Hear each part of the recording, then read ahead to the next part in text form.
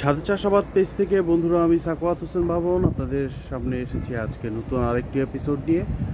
আপনারা জানেন এখন বর্ষার মৌসুম চলছে, এখন অনেক শাকসবজি আমাদের ছাদের বাগানে অনেক ভালো ফলন দেয়। তার মধ্যে আজকে আমি যে বিষয়টা নিয়ে আপনাদের সামনে এসেছি সেটা হচ্ছে ছাদে ধুন্দুল চাষ। আপনি দেখতেই পাচ্ছেন আমার ছাদের মাচায় অলরেডি ধুন্দুল গাছ বেড়ে উঠেছে।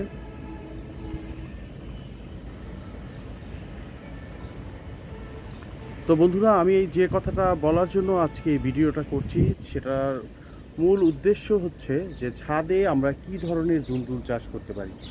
আসলে ধুন্দুল একটি সিজনাল ফসল হলেও এখন বর্তমানে ধুন্দুল সারা বছরই গাছে জন্মায়। আমার এই ছাদে আমি যেই চারাটা লাগিয়েছি বা যেই গাছটা বীজ লাগিয়েছি সেটা হচ্ছে 12 মাসি ধুন্দুল। 12 মাসি ধুন্দুলের কথা আপনারা সবাই জানেন। এটা বছরের যে কোনো সময় লাগালেই গাছে ধরে এবং বছরের সব সময় আমরা এটা চাষ করতে পারি।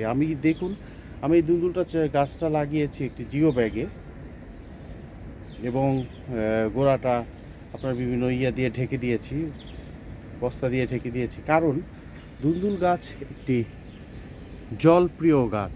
জলপ্রিয় গাছ বলতে বোঝায় হচ্ছে অতিরিক্ত জল পছন্দ করে বা পানি পছন্দ করে। এত বেশি পানি পছন্দ করে, আপনি যদি একবেলা নিয়মিত পানি না দিতে পারেন তাহলে আপনার এই ধুন্দুল গাছ কিন্তু লাল হয়ে যাবে, পাতা লাল হয়ে যাবে এবং কি মরেও যেতে পারে।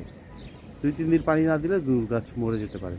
তো বন্ধুরা, আমি যে কাজটা করি এই গাছটাতে নিয়মিত পানি দিই। দেখুন এখন বৃষ্টি হচ্ছে কয়েকদিন যাবত, এই জন্য একটু রিলিফ আছি। না হলে কিন্তু আমাকে প্রতিদিন ভোরে একবার ছাদে আসতে হয়। কারণ আপনি যখনই কোনো বাগান করবেন তখন কিন্তু অন্য কারো উপরে নির্ভরশীল হলে হবে না। আমার যে লোকটা আছে এখানে ছাদে বাগানের পানি টানি দেয়, কিন্তু তাদেরকে দিয়ে কাজ করায় আমি দেখছি তারা ঠিক প্রপার যত্নটা নিতে পারে না এবং কি করে তাদের অযত্নের ফলে গাছ মরে যায় বা গাছের বিভিন্ন ধরনের ক্ষতি হয়। তো বন্ধুরা, আমি এই জন্য নিজেই যে যতটুকু পরিমাণে পানি লাগে আমি নিজে গাছে পানি দেই। এবং আরেকটা জিনিস এনশিওর করবেন, এই ধুন্দুল গাছের মধ্যে আপনি জৈব সার দিবেন। জৈব সার বলতে বোঝাই আমরা কিন্তু সবাই জানি এখন, যেটা গোবর সার এবং তার সাথে যে বিভিন্ন ধরনের জৈব সার বাজারে পাওয়া যায় সেগুলো।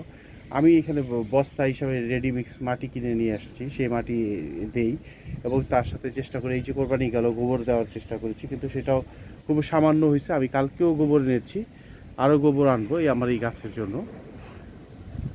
তো ধুন্দুল চাষের এই বিষয়গুলো আপনাদেরকে মাথায় রাখতে হবে। এবং আরেকটা জিনিস দেখুন, এই পোকামাকড় দমনে কিন্তু আমি যে সেক্স ফরমন আপনার ব্যবহার করেছি, টোপ, ওইখানেও একটা টোপ আছে। হ্যাঁ, তো সেক্স ফরমন টোপ ব্যবহার করলে হয় কি, যে কালো মাছি এবং অন্য অন্য মাছি কিন্তু আপনার দমন হয়ে যায়। এবং আরেকটা কাজ যেটা করতে হবে, এখানে কিন্তু আবার স্প্রে করতে হবে। স্প্রে করলে দেখা যায় বিভিন্ন ধরনের পোকামাকড়ের হাত থেকে কিন্তু আমাদের গাছগুলো রক্ষা পায়। তো ধুন্দুল গাছের বিস্তারিত বলার কিছু নেই, বিস্তারিত যা বলার আমি বললাম। এবং আমি বলবো যে ছাদে যারা অল্পতেই খুব ফসল পেতে চান তারা হাইব্রিড বীজটা কিনে নেবেন।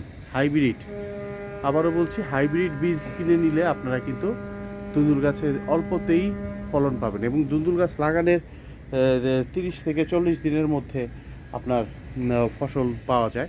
এবং আরেকটা জিনিস করবেন, ধুন্দুল গাছ যখন বড় হবে, ধুন্দুল গাছের এই যে আগাগুলো আছে দেখতে পাচ্ছেন, এই যে আগাগুলো, এই আগাগুলো ভেঙে দিবেন। সবাইকে বলবো এই যে এই আগাগুলো ভেঙে দিবেন। যেখান দিয়ে যত পারেন এই আগা ভেঙে দিবেন। যদি যত আগা ভেঙে দিবেন তত আপনার কিন্তু ধুন্দুল এখানে ফলবে। বিকজ এখানে প্রথমে মনে রাখবেন যে প্রথম যেই ধুন্দুল গাছের শাখাটা হয় সেই শাখা থেকে কিন্তু কখনোই আপনার ফসল হয় না বা ফল ফলে না, আপনার ধুন্দুল হয় না। কিন্তু সেই যদি আপনি প্রতিটা আগা ভেঙে দেন তাহলে দেখবেন যে ধুন্দুল গাছের আগাগুলো থেকে আপনার পরবর্তীতে আগাগুলো থেকে আপনার এই ধুন্দুল জন্মাবে। এবং এখানে আরেকটা বিষয় আছে বন্ধুরা, যেটা হচ্ছে এই ধুন্দুল গাছের সাথে কিন্তু আমি এখানে একটা জালি কুমড়া চারাও দিয়েছি। যে এটা জালি কুমড়া চারা, দেখা যাক পরীক্ষামূলকভাবে এটা কী পরিমাণে ফসল দেয় বা কী পরিমাণে এটা থেকে ফিডব্যাক পাই। তো অবশ্যই আপনাদেরকে সেই ভিডিও দেখাবো। আজকে যে যেখান থেকে আমাদের এই ভিডিওটা দেখছেন তাদের সবাইকে অনেক অনেক ধন্যবাদ। ভালো থাকবেন, বেশি বেশি করে গাছ লাগান, কারণ গাছপ্রেমিকই দেশপ্রেমিক।